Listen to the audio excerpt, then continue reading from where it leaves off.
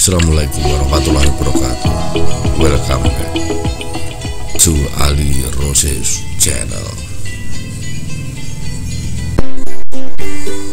Pada kesempatan kali ini kita akan membahas pembelajaran 3 di subtema 2 tema 6 anak-anak, tepatnya di halaman 91. Ayo mengamati. Perhatikan gambar ini anak-anak. Ini adalah gambar apa? Oh ya, benar, ini adalah gambar para nelayan yang sedang mengumpulkan hasil penangkapannya. Ya, nelayan bekerja di laut karena nenek moyang kita dulu kebanyakan seorang nelayan, anaknya seorang pelaut.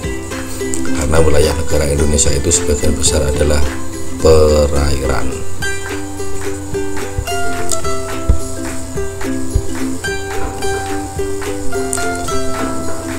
Dalam melaut ini memanfaatkan angin darat dan juga angin laut. Di sini di pertemuan sebelumnya mengenai perpindahan panas, yaitu secara konveksi anak-anak ya. Baik, kita lanjutkan. Ayo membaca. Kamu tentu tahu bahwa manusia memiliki kemampuan untuk berinteraksi dengan lingkungan untuk memenuhi kebutuhan hidupnya. Kebutuhan hidup manusia berupa kebutuhan pokok, kebutuhan sekunder, kebutuhan tersier. Setiap kali manusia melakukan kegiatan untuk memenuhi kebutuhan hidupnya, selalu memberi pengaruh kepada lingkungannya, baik lingkungan alam maupun lingkungan ekonomi, sosial, dan budaya. Bacalah artikel berikut untuk memahami salah satu sisi kehidupan nelayan dalam membangun kesejahteraan hidupnya. Kehidupan nelayan pemburu paus. Desa Lamalera, Kecamatan Wulandoni, Kabupaten Lembata, Nusa Tenggara Timur merupakan salah satu desa nelayan tradisional yang menjadikan laut sebagai ladang kehidupan mereka. Laut adalah ibu yang memberikan kehidupan sejak zaman nenek moyang mereka. Dari hasil laut, masyarakat di desa ini telah berhasil mengirimkan anak-anak mereka untuk bersekolah dan pada akhirnya bekerja. Masyarakat nelayan di desa Lamalera memiliki tradisi berburu paus yang telah diturunkan bertahun-tahun oleh nenek moyang mereka. Tidak sembarang paus yang mereka buru, hanya paus yang sudah tua saja yang mereka buru. Jika mereka menemukan paus muda, masyarakat nelayan di desa ini akan mengembalikannya ke laut lepas. Mereka pun bersepakat secara adat bahwa dalam setahun tidak boleh lebih dari 15 paus yang mereka buru. Dengan demikian mereka tetap menjaga agar paus tidak punah.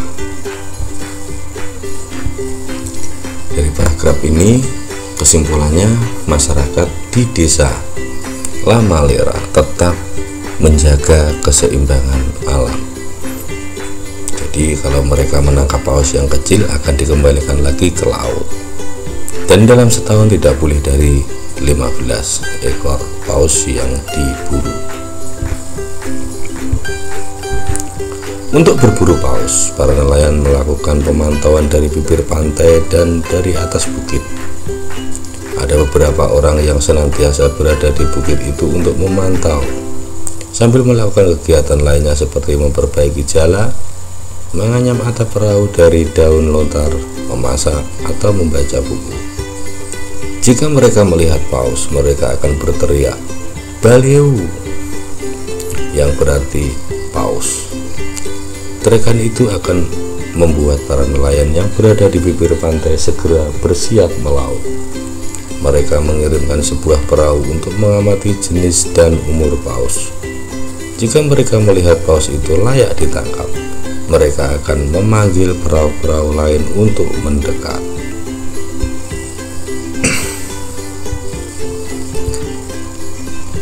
Daging dan minyak paus yang berhasil ditangkap kemudian akan dibagi ke seluruh warga desa. Pembagian diutamakan bagi janda dan yatim piatu. baru kemudian kepada penangkap paus, pemilik perahu, lalu kepada masyarakat lainnya. Daging dan ikan paus ini dapat ditukar dengan jagung, umbi-umbian, buah-buahan, sayuran dari masyarakat pegunungan. Kegiatan barter ini dilakukan di pasar Wulandoni sekitar 3 km dari Lama Lera.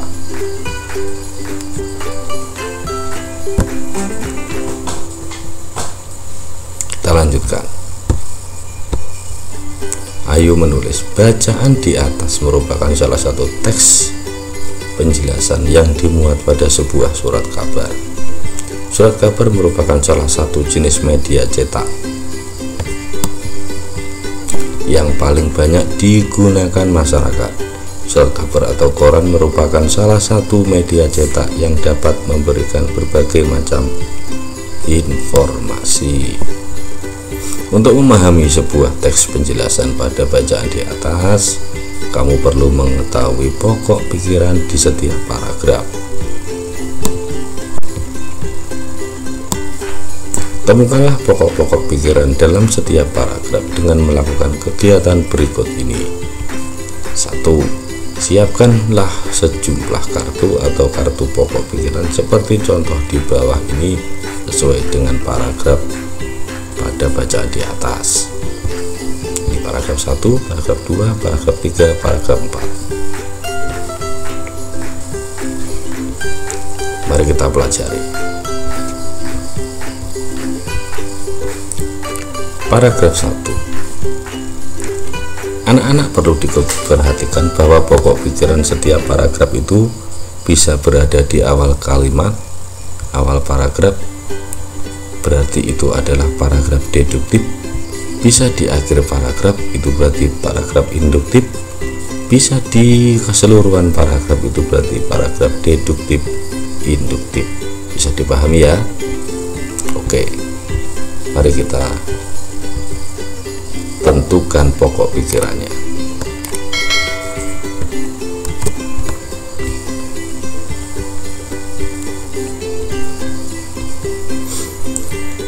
Ide pokok, kalimat utama, gagasan utama pada paragraf satu berada di awal paragraf. Ini anak-anak, Desa Lumalera, Kecamatan Wulandoni, Kabupaten Lembata, Nusa Tenggara Timur merupakan salah satu desa nelayan tradisional yang menjadikan laut sebagai ladang kehidupan mereka. Ini adalah paragraf deduktif. Mengapa? Karena berada di awal paragraf. Paragraf kedua berada di akhir paragraf. Mereka tetap menjaga agar paus tidak punah. Berarti ini adalah paragraf induktif. Paragraf ketiga, untuk berburu paus, para nelayan melakukan pemantauan dari bibir pantai dan dari atas bukit. Ini paragraf deduktif. Paragraf keempat, daging dan minyak paus yang berhasil ditangkap kemudian akan dibagikan ke seluruh warga desa. Ini juga paragraf deduktif. Bisa dipahami anak-anak ya? Kita lanjutkan. Ayo membaca. Luas lautan dan samudera yang mengelilingi wilayah Indonesia mempengaruhi kehidupan sosial, budaya, ekonomi masyarakat nelayan setempat. Interaksi masyarakat nelayan dengan lingkungannya sangatlah erat. Keterikatan antara masyarakat nelayan dengan lingkungannya terwujud salah satunya melalui kegiatan upacara tradisi nelayan. Setiap masyarakat nelayan di Indonesia memiliki kegiatan yang berbeda sebagai bagian dari upacara tradisi. Salah satunya adalah masyarakat nelayan Pantai Malu, Kokorotan, Sumatera Utara.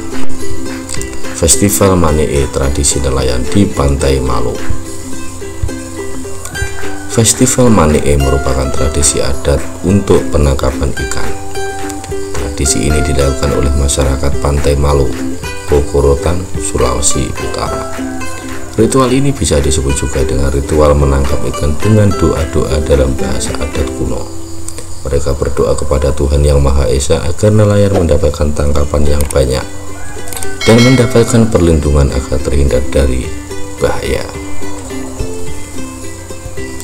Penangkapan ikan dimulai dengan berkumpulnya para pemuka adat bersama perwakilan pemerintah setempat. Mereka bermusyawarah untuk menentukan tanggal yang tepat untuk melakukan ritual Manee. Selanjutnya para pemuka adat ini akan memanjatkan doa-doa dalam bahasa adat kuno, sementara masyarakat lainnya mengumpulkan tali dan janur dan kelapa yang masih muda untuk dibuat jaring yang disebut dengan sami. Tibalah hari yang ditentukan untuk melaksanakan ritual Manee. Para pemuka adat dan pemerintah setempat membawa sami ke Pantai Malu. Beramai-ramai mereka menariknya sepanjang mungkin ke arah laut hingga membentuk sebuah kolam. Ketika ikan-ikan telah banyak tertangkap ke dalam sami, masyarakat pun mulai menangkapnya.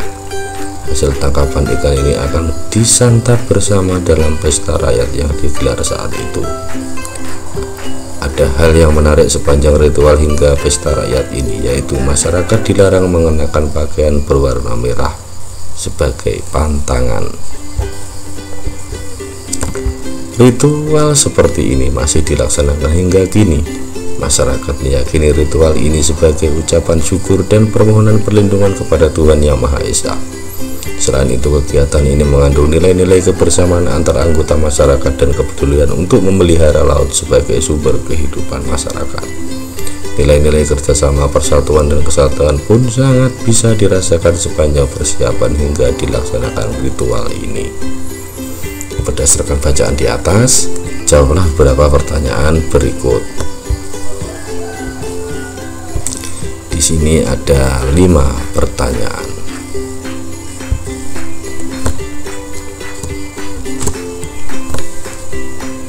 Soal yang pertama, apakah tujuan dilaksanakan festival Manee tersebut agar nelayan mendapatkan tangkapan yang banyak dan mendapatkan perlindungan agar terhindar dari bahaya?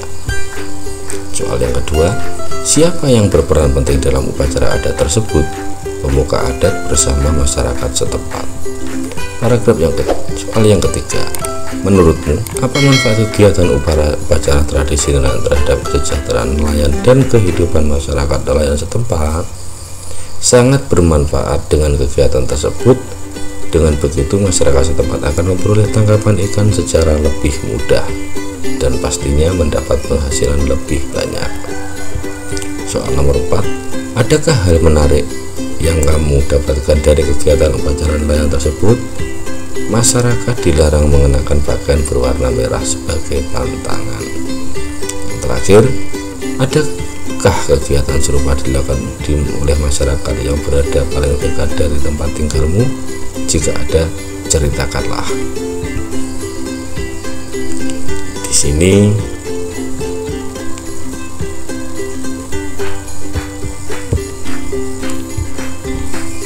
kalian akan menceritakan kegiatan seperti upacara Manee yang ada di daerah tempat tinggal anak-anak cerdas Nusantara Indonesia.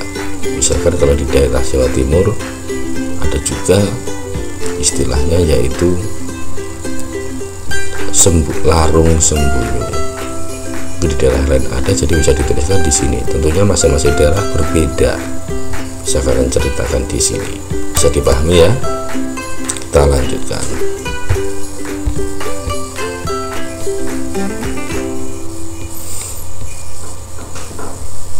Anak-anak, di sini kalian disuruh membentuk kelompok untuk membuat sebuah laporan pengamatan.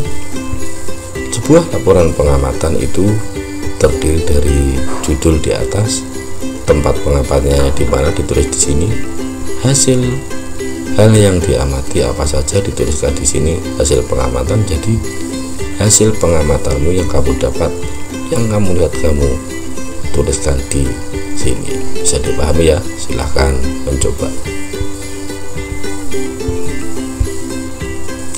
Kewajiban sebagai warga negara. Setiap warga negara Indonesia memiliki hak dan kewajiban yang tidak terpisahkan. Ada hak, maka di sana juga ada kewajiban. Sebagai warga negara Republik Indonesia, hak dan kewajiban warga negara diatur di dalam Undang-Undang Dasar Negara Republik Indonesia tahun 1945, yang termasuk dalam hak warga negara Indonesia sesuai dengan Undang-Undang Dasar Negara Republik Indonesia tahun 1945, antara lain sebagai berikut. Setiap warga negara memiliki kedudukan yang sama di mata hukum dan di dalam pemerintahan. Pasal 27 ayat 1. Setiap warga negara berhak atas pekerjaan dan penghidupan yang layak. Pasal 27 ayat 2. Setiap warga negara berhak dalam usaha pembelaan negara. Pasal 30. Setiap warga negara berhak untuk berserikat, berkumpul, dan mengeluarkan pendapatnya. Pasal 28. Setiap warga negara bebas untuk memilih, memeluk, menjalankan agama dan kepercayaan masing-masing yang dipercayai. 29 ayat 2. Setiap warga negara berhak memperoleh pendidikan dan pengajaran. Pasal 31 ayat 1. Setiap warga negara berhak memperoleh pertahankan wilayah negara kesatuan Republik Indonesia atau NKRI dari serangan musuh.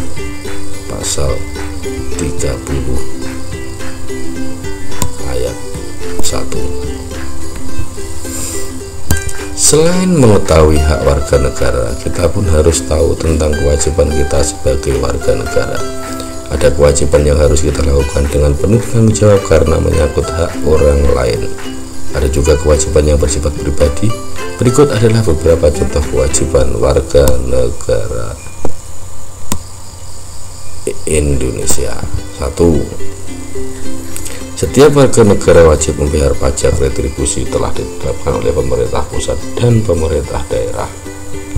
Setiap warga negara wajib mentaati serta menjunjung tinggi dasar negara, hukum, dan pemerintahan tanpa terkecuali serta dijalankan dengan sebaik-baiknya.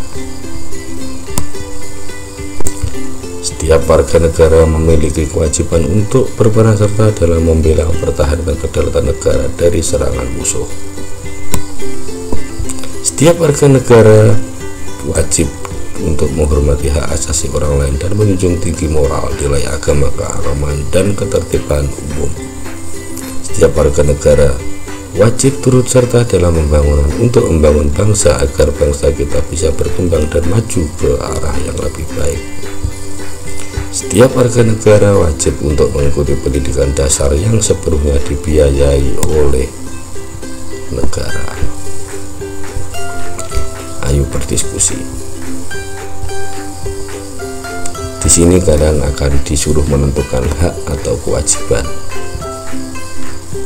Menentukan hak atau kewajibannya. Di sini ada nelayan, petani, pelajar. Haknya apa, kewajibannya apa. Bisa ya? Kalau tidak usah silahkan tanya orang tuanya karena kita belajar jarak jauh, atau mungkin dibaca-baca di buku siswa kalian.